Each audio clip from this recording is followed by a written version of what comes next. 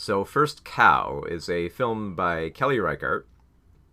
Takes place in the 1820s of America and focuses on two guys who essentially steal milk to make a living.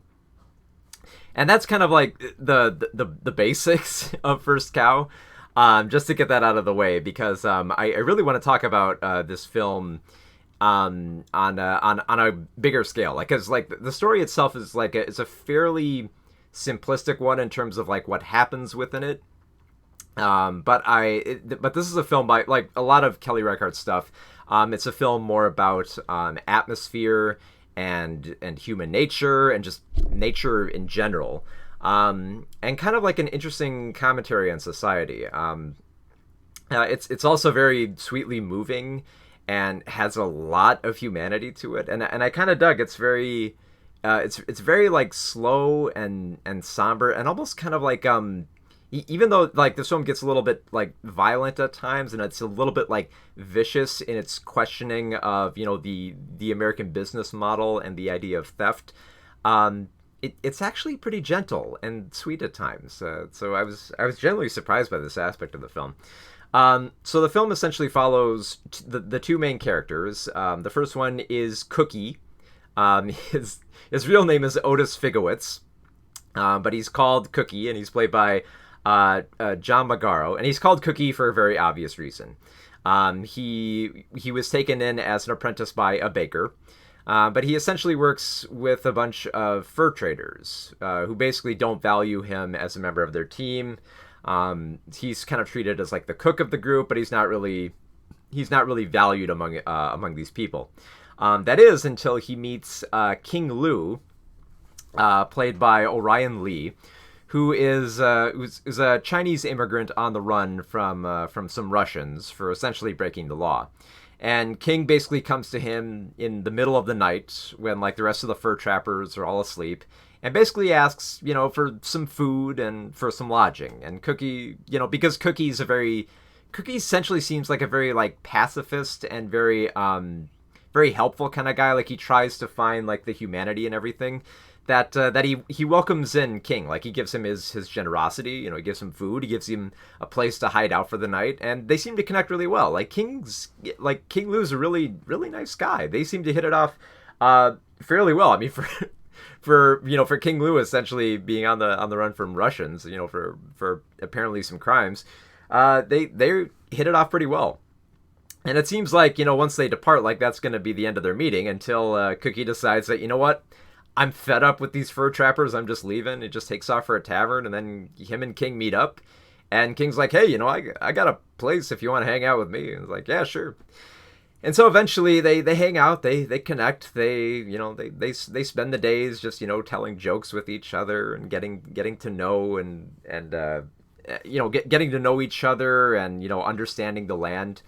And it's interesting because like they seem like they have great ambition too. Like it's not just like they want to hang out. Like at one point, King Lou mentions that he feels like there's a lot of history to be made out here. Like America is still like a bit of an undiscovered frontier at this point, and that there's a lot of stuff you can take advantage in within it. You just need to know where to find it and when to grab it. Like he feels like we're early to history, and we can take advantage of it if we try. So essentially, he takes note of the fact that Cookie really likes baking, and he basically tells him about how, man, I really like making buttermilk biscuits and all this, basically all these cool pastries that you can make in a bakery. And King's like, well, how do we do that? What do we need to make it? It's like, well, we need a lot of materials, but we mostly need milk. And they find out that there's a cow in the area owned by this very wealthy Englishman who's there. And they figure, oh, why don't we just, how about in the middle of the night, we go up to the cow, we milk the cow, we take the milk back, and we make our own biscuits and stuff, and we can sell them. And sure enough, they do that, and then their business takes off. But then they notice, like, oh, we've actually attracted this the British guy who owns the cow, so now we're kind of working for him, and we're like, man, this is getting a little dangerous. And even Cookie's like, I don't know, man, we're stealing material so that we can make pastries and biscuits, and now this guy who we're stealing from is basically saying, make this stuff, but we're still gonna have to work undercover with this. And yeah, King's basically like, look, it's dangerous, but if it's worth doing, then you got to take advantage of it, because what else do you got? Because like this is pretty much all that Cookie wants to do, but he doesn't really have the means to do it. The film is immaculately shot. I mean, for being like, the whole film is shot like in the 4:3 aspect ratio.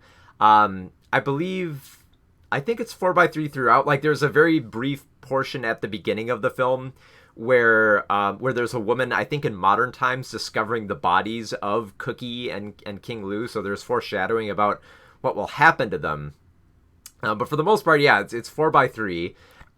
It feels like there's very natural lighting here. Like, it feels very dark even in the daytime. Like, there's a lot of like very slow moments where we're just kind of just like peering through nature, just getting used to the land and the mindset, and the very kind of like quiet nature of it too. Like Cookie and King are very, very quiet guys. I mean, they joke now and then. They talk about, I mean, they live in a world where it seems a little bit chaotic, where you have like barroom brawls and very, very vocal people who are very like greedy at times. And they just kind of seem to just seem to try to get by as quietly as they can. And it's endearing. Like, I really loved their relationship and how they bonded. So that by the time we get to the third act, and it seems like they've been found out and they have to go their separate ways, when they finally connect with each other, even though it seems like, they aren't long for this world. It's very tragic and very, very touching and sweet. Like, that pretty much describes this whole film. Like, it's there's very much like a questioning of capitalism within here. It's fairly subtle. But I mean, it's fairly subtle on like the surface level. I think when you dig into it, it has a little bit more teeth than I think a lot of people will see just on the surface here. I think it's mostly because the British guy they're stealing from is his name is like Chief Factor, and he's played by Toby Jones, who you might remember as the villain, the supporting scientist villain from the Captain America movies. And but honestly, even with him, like, he seems like he would meld perfectly into that villain role, and he kind of is for this type of story. But even he feels like he's trying to be like gentle and warm at times. Like, like it feels like even he's at odds with like the Native Americans, and even they kind of feel like they're always trying to like tread on soft ground here. Like, they're trying to make these relationships work and these business deals work. So they're trying to be as nice as they possibly can before they make the discovery that these guys are stealing milk, and that they're going to be on the run after that.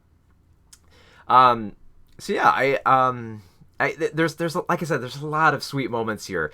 I think probably the most endearing moments, and it seems weird to say this, but the scenes where Cookie is milking the cow, in the darkness of night. Like, he just comes up to the cow and he just whispers quietly, and they just kind of have these nothing conversations about where, Cookie talks to the cow as if it's another person, realizing that, that this cow has had some loss in their life, and and it feels like, life is a lot tougher out here on the frontier, but also tells them, like, look, your milk did good in the world, and I really appreciate it, and there's genuine affection there.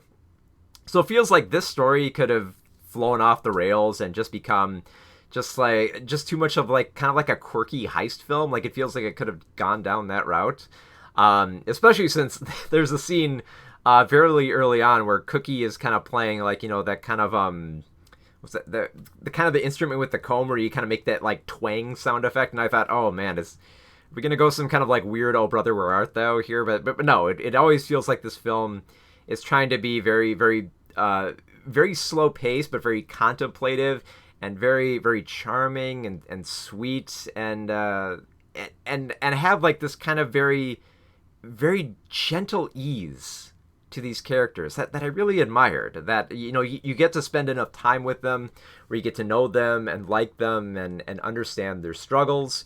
And it just becomes all the more interesting to see what they do once they're found out and where they think they have left to go in this life.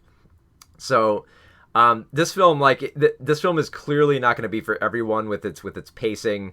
I would say if you have seen Kelly Reichardt's other films, like Night Moves, films that are very, that take a very kind of like not quite like pillow shot approach, but like a very contemplative approach to nature.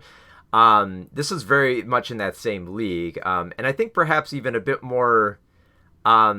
A bit more pulled back than Reichardt. Like, it feels like Reichardt's film always tap into a bit more darkness, and there's a little bit of that strung throughout First Cow, but for the most part, it's a surprisingly sweet film for the subject matter that it deals within. That it just worked its magic on me. I really love this film. This is one of my favorites of the year by far. So, for First Cow, 4.5 out of 5 stars.